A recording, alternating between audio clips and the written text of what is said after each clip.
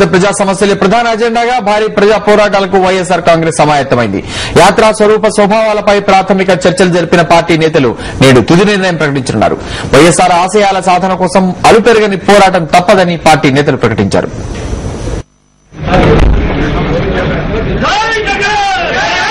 YSR Congress party ప్రధాన కార్యాలయంలో కీలక సమావేశం జరిగింది. ఈ విస్తృత స్థాయి సమావేశంలో ముఖ్య నేతలు సహా కేంద్ర కార్యనిర్వాహక పాలక మండలి సభ్యులు దీనికి హాజరయ్యారు. రాష్ట్రంలో తాజా రాజకీయ పరిణామాలు, సిబిఐ వ్యవహార శైలి, ప్రజా సమస్యలు, సాగునీటి ప్రాజెక్టులు, ఇటీవల అమాంతంగా పెరిగిన ధరలు తదితర అంశాలపై కూలంకషంగా చర్చించారు. దాదాపు 3 గంటల పాటు జరిగిన ఈ సమావేశానికి గౌరవాధ్యక్షురాలు వైఎస్ విజయమ్మ అధ్యక్షత వహించారు. రాబోయే రోజుల్లో ప్రజా పోరాటాలకు సంబంధించి అనుసరించవలసిన వ్యూహాలు, విధానాలపై పార్టీ నాయకుల అభిప్రాయాలను స్వీకరించారు. వైఎస్ఆర్ తరహాలోనే మరో పాదయాత్ర చేపట్టాలని మెజారిటీ సభ్యులు అభిప్రాయపడ్డారు. మరికొంతమంది ఓదార్పు యాత్ర వైపు మొగ్గు చూపారు. జిల్లాల్లో సమస్యలపై అక్కడికక్కడే ఆందోళనలు, పోరాటాలు చేద్దామని ఇంకొంతమంది సూచించారు.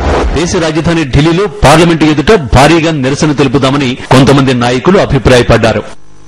ఏ ఉద్దేశంతో అయితే ఆ మహనీయుడు వైఎస్ రాజశేఖర రెడ్డి గారు ఆశయాలతో స్థాపించబడ్డదో, ఆ కార్యక్రమాలు ఏవైతే నిర్వీర్యం అవుతా ఉన్నాయో, ఆయన పెట్టినటువంటి హౌసింగ్ గాని, పెన్షన్స్ గాని, ఇల్లు ఇచ్చే కార్యక్రమం గాని, రీఇంబర్స్మెంట్ గాని, ఆరోగ్యశ్రీ కార్యక్రమం గాని, 108 గాని, ఇవన్నీ కూడా నిర్లిప్తంగా వదిలిపెట్టినటువంటి పరిస్థితుల్లో వీటన్నిటి మీద ప్రజా పోరాట కార్యక్రమాలు చేయాలి.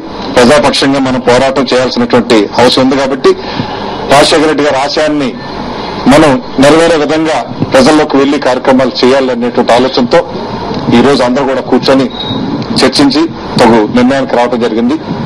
పాదయాత్రలో ఎవరు పాల్గొనాలన్న దానిపై విస్తృత స్థాయి సమావేశంలో చర్చకు వచ్చింది. వయస్సు, ఆరోగ్యం రీత్యా వైఎస్